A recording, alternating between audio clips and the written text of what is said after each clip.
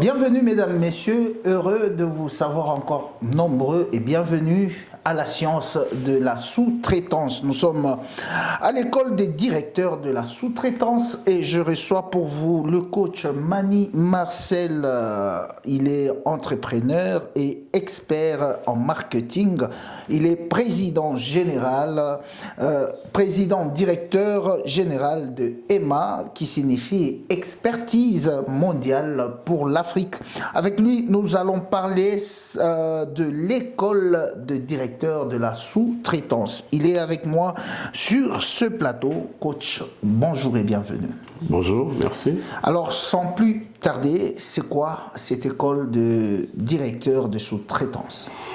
Alors, l'école de directeur de la sous-traitance est née après le constat, effectivement, selon lequel on devient facilement DG en Afrique parce qu'on a obtenu le registre de commerce qu'on appelle vulgairement le RCCM. Parce qu'en fait, c'est comme ça que ça se passe. Hein. Oui, oui. Quelqu'un veut devenir un entrepreneur, il dit « Ok, je vais vendre les sacs ou je vais vendre les chaussures ». Alors, il commande les chaussures, maintenant il va au guichet unique, il remplit toutes les formalités et puis on l'appelle pour lui dire que son registre de commerce est sorti. Et dès qu'il sort de là, avec ce document-là, il entre dans n'importe quel secrétariat et puis on lui fait les cartes de visite et il dit qu'il est CEO ou il est DG, il devient directeur général. Alors je pense que c'est très facile comme ça, parce qu'en fait il n'y a pas de différence entre la personne qui est partie, qui n'avait pas de registre de commerce, qui est entrée au guichet unique pour récupérer ce papier, et la personne qui vient de prendre le poste de directeur général.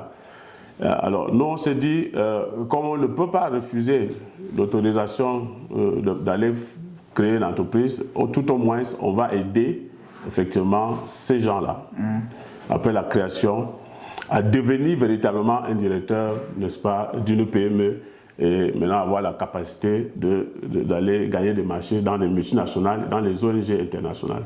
Parce que la plupart des entrepreneurs africains, ils deviennent entrepreneurs pour vendre eux-mêmes un bien ou un service chez les individus. Donc on appelle ça le B2C, Business to Consumer.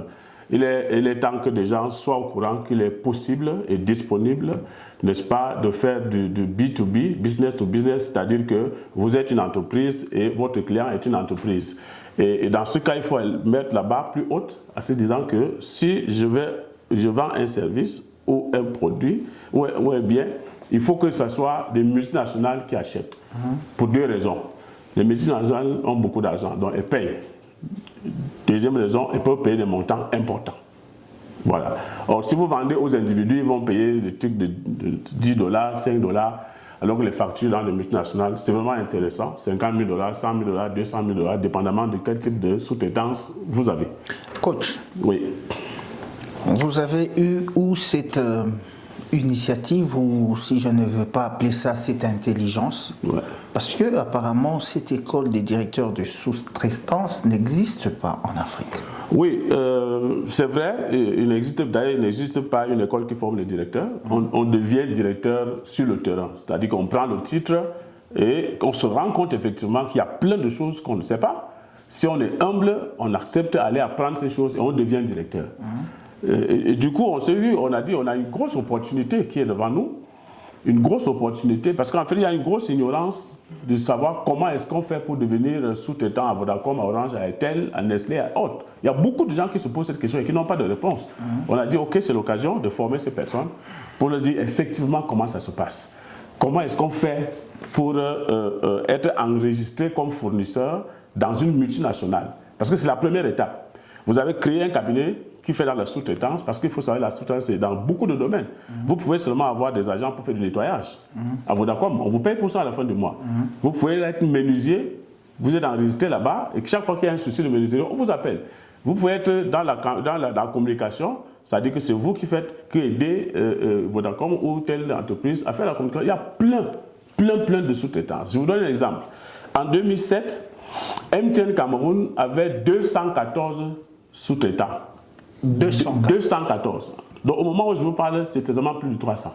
La réalité, c'est quoi? C'est que quand vous sortez en ville là, toutes les jeunes filles, tous les jeunes garçons que vous voyez brandés avec des t-shirts polo, brandés, casquettes, qui font des activités pour des entreprises, toutes ces personnes-là travaillent dans des cabinets de sous-traitance. Et ils ne sont pas des employés de l'entreprise directement, des multinationales. Donc il y a une grosse opportunité là-bas.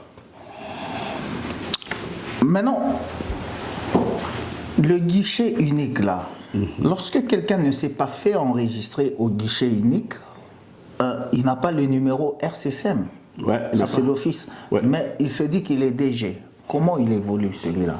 Ok, en fait, moi je ne suis pas là pour disqualifier les gens, pour dire que celui-ci est DG ou pas. Mais je dis pour avoir la possibilité d'être seulement enregistré comme fournisseur dans une multinationale ou dans une ONG internationale, vous devez obligatoirement avoir le registre de commerce. Et ce n'est pas la seule chose, il y a plein d'autres choses que vous devez avoir.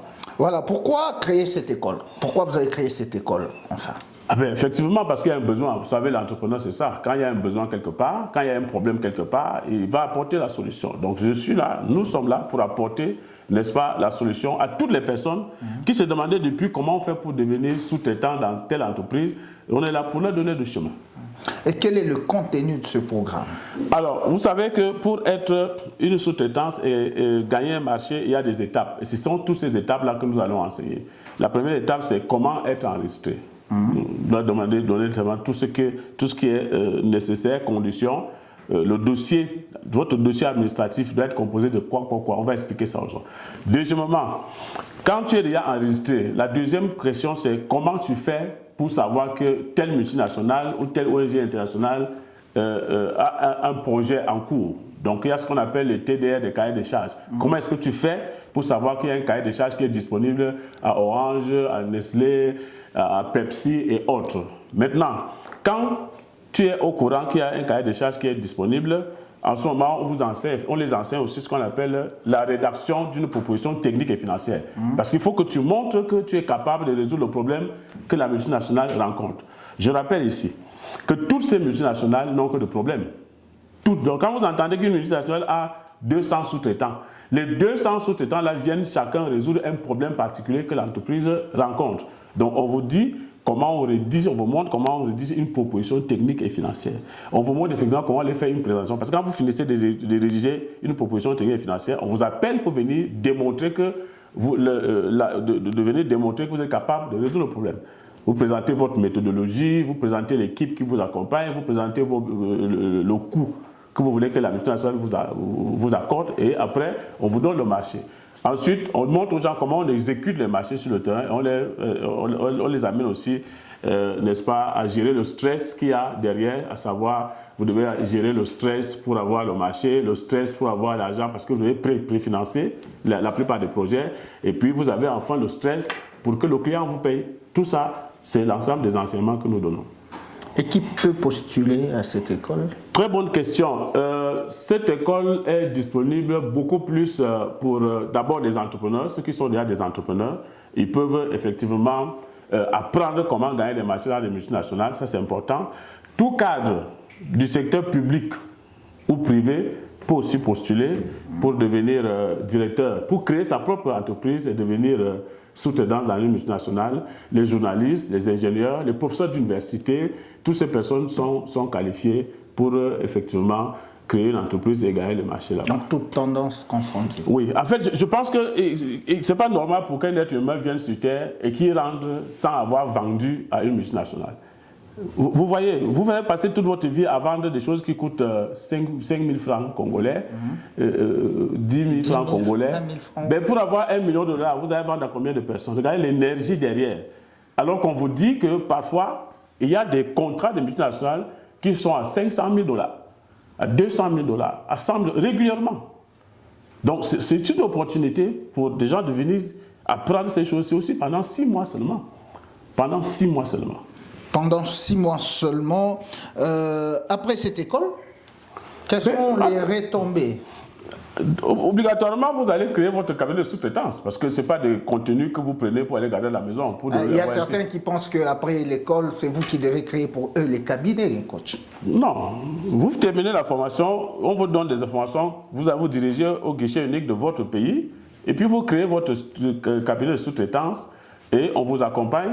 Mais particulièrement pour cette école, nous donnons gratuitement une application à tous nos apprenants qui terminent et l'application leur permet, n'est-ce pas, d'avoir la base de données de tous les clients qui souhaitent avoir dans le monde entier. Ça veut dire que si vous voulez postuler pour MTN Côte d'Ivoire, on vous donne les contacts de MTN Côte d'Ivoire. Si vous voulez postuler pour Ipsos, à RDC, on vous donne le contact directement et puis vous pouvez écrire pour dire voici, je sais que je sais faire, voici ce que et je souhaite travailler avec vous dans tel domaine. Et cette formation, c'est en présentiel ou en ligne? Elle est toujours en ligne également pour les mêmes raisons que j'ai. Est-ce que vous n'êtes pas devant une difficulté peut-être de la connexion à un moment donné qui n'est pas bonne? Oui, ça c'est une très bonne question. Parce que les problèmes de connexion, de réseau en Afrique, on les rencontre. Mais je vous dis effectivement que si vous manquez un cours sur l'ensemble des cours, il y a l'enregistrement. Vous pouvez réécouter l'enregistrement et en même temps, vous pouvez contacter le coach après pour poser des questions. C'est comme ça que ça se passe. Et le coût de cette formation? Elle coûte $2000. $2000 parce qu'on apprend à vendre aux multinationales. Donc c'est pas quelque chose de très évident de montrer aux gens comment on fait pour gagner un marché de $50 000, $100 000. C'est $2000 et l'inscription c'est $50.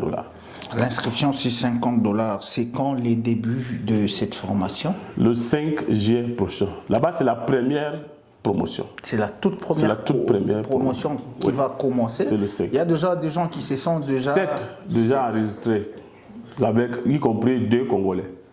2 Congolais de la RDC. Ok. Dans le $2000, il y a aussi les frais de l'inscription. Non, l'inscription c'est à part, $50. Les frais, le Minerval, c'est $2000.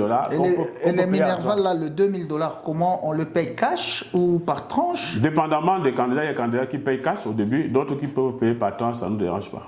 Ah, ok. Nous sommes pratiquement à la fin. Peut-être quelque chose qu'on n'a pas parlé dans cette émission? En fait, juste pour que j'invite les Africains à bien investir de l'argent. Vous savez, il y a beaucoup de personnes qui vont m'écouter, qui ont déjà investi $5 000, $10 000, $25 000 pour ne pas avoir grand-chose à faire.